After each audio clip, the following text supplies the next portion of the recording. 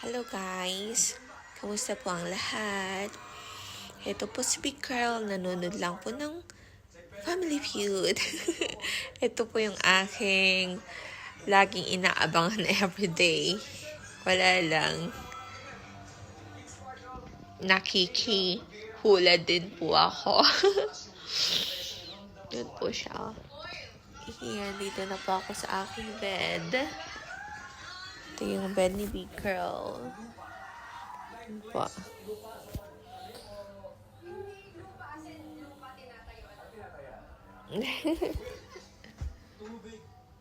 Laging mag-isa ni Big Girl, gawa ng si Joff.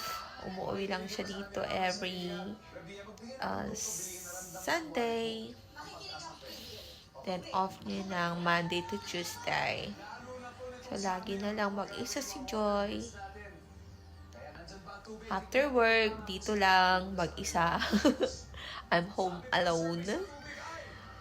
Wala lang po. Simpleng buhay, you know.